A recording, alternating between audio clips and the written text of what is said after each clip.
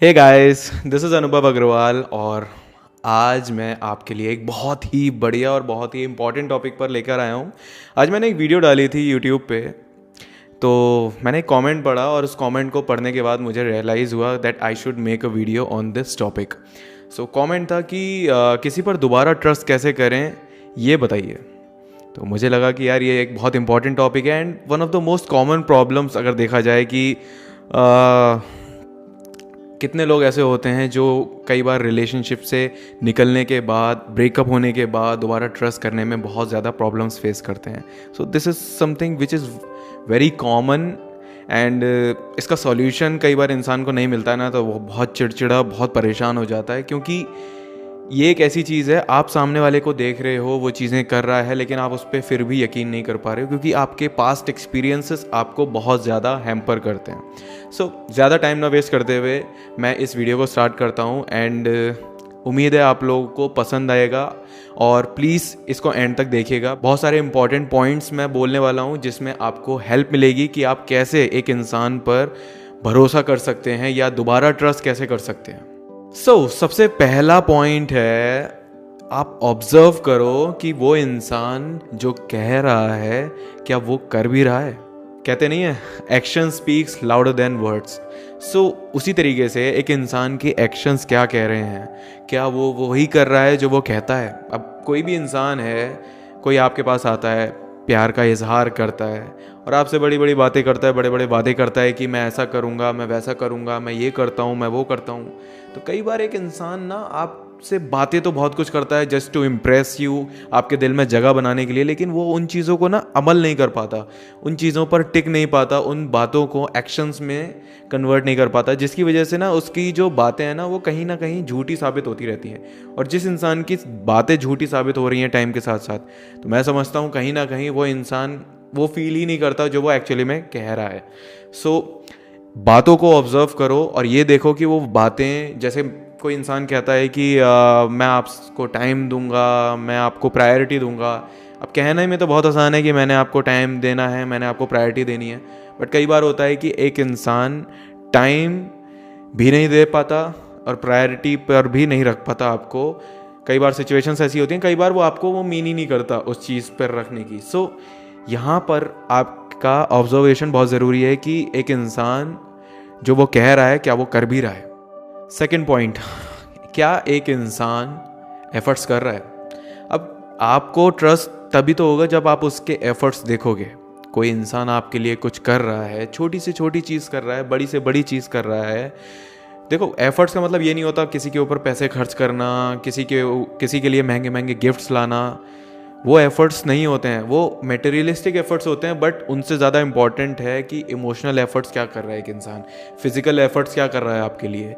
क्या वो आपके लिए रात में अवेलेबल है, क्या वो आपको सुन पाता है, क्या वो आपके लिए चीज़ें कर रहा है। छोटी से छोटी चीज़ होती है, मतलब किसी का ख्याल करना, किसी के बारे में सोचना, किसी को बताना कि मैंने तुम्हें मिस किया, मतलब ये भी एफर्ट्स होते हैं। कई बार हम निगलेक्ट कर देते हैं, बट ये एफर्ट्स होते हैं and all these things are something जो एक इंसान को करनी चाहिए। क्या वो ये कर रहा है, छोटी छोटी चीज़ें एफर्ट्स कर रहा है। अगर एफर्ट्स कर रहा है दैट मीन्स उसके मन में फीलिंग्स हैं आपके लिए, और अगर नहीं कर रहा है तो फिर बात ही ख़त्म हो गई। भरोसा तो तब होगा ना जब एक इंसान एफर्ट्स करेगा, जब एफर्ट्स ही नहीं करेगा तो फिर भरोसा किस बात का। अब थर्ड पॉइंट की बात करते हैं। थर्ड पॉइंट है लॉयल्टी। लॉयल्टी कितनी है उस इंसान में। अब किसी ने आपसे बात करी, उसने आपसे प्यार का इजहार किया। अब क्या करते हैं कई बार लोग, एक तरफ आपसे बात कर रहे हैं, दूसरी तरफ वही चीज़ें किसी और से भी कर रहे हैं, या उनका मन कहीं और भी जा रहा है, या टाइम के साथ साथ कहीं और जा रहा है। इनिशियली उस इंसान ने आपको प्रपोज किया या उसने आपके साथ कन्फेस किया, लेकिन उसके बाद धीरे धीरे धीरे करके वो उस इंसान के मन में कोई और आने लगा और उसने अपनी लॉयल्टी ब्रेक कर दी, जो आपसे वो मेंटेन कर रहा था। लॉयल्टी का मतलब ये नहीं होता कि रिलेशनशिप के बाद ही लॉयल्टी होती है। If you love someone, if you are saying that you love someone, that means you are loyal with them। प्यार तो एक ही से होगा ना, सबसे थोड़ी हो जाएगा।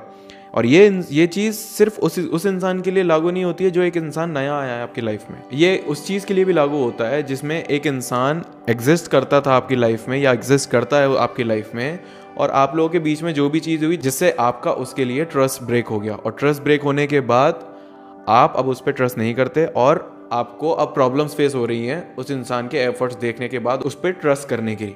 सो अगर एक इंसान लॉयल है तो वो आपके लिए लॉयल रहेगा, और अगर लॉयल नहीं है तो वो कहीं ना कहीं किसी और के साथ भी उसका कुछ ना कुछ बातचीत चल रही है, कोई इमोशनल एक्सचेंज चल रहे हैं, किसी के साथ इमोशनल फीलिंग्स एक्सचेंज हो रही हैं, जो भी चीज़ें हो रही हैं कहीं ना कहीं कुछ ना कुछ चल रहा है जिसकी वजह से आप उस पर ट्रस्ट नहीं कर पा रहे हो। सो लॉयल्टी देखना बहुत ज़रूरी है एक इंसान की कि कितना लॉयल है वो आपके लिए। अगर लॉयल है तो डेफिनेटली आप उस पर ट्रस्ट कर पाओगे टाइम के साथ साथ, और अगर लॉयल नहीं है तो आपको ट्रस्ट नहीं होगा।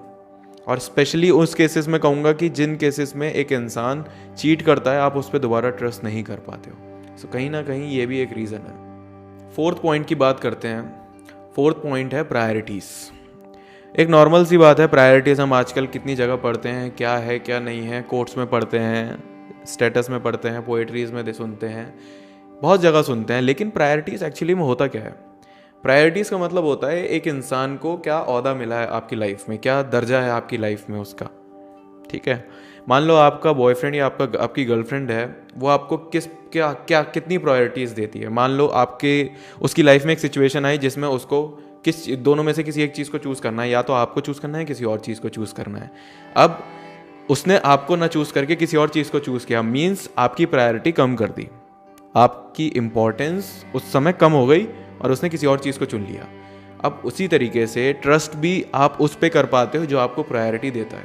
देखो, प्रायोरिटी में एक ट्विस्ट है कि प्रायोरिटी एक इंसान हमेशा आपको नहीं दे सकता, लेकिन हालात क्या कह रहे हैं उसके, इस पे बहुत डिपेंड करती है बात। अगर एक इंसान के हालात कह रहे हैं कि वो आपको प्रायोरिटी दे सकता था लेकिन फिर भी उसने कुछ और चूज़ कर लिया, किसी और चीज़ को चूज़ कर लिया, तो फिर बात ही ख़त्म हो गई। इसका मतलब उस इंसान की प्रायोरिटी आप हो ही नहीं। अगर एक इंसान आपको प्रायोरिटी दे रहा है, आपको अपने आप उस इंसान पर ट्रस्ट होगा। लेकिन अगर वो इंसान आपको प्रायोरिटी नहीं दे रहा है तो फिर ट्रस्ट भी अपने आप ही टूटेगा या बनेगा नहीं। Getting me?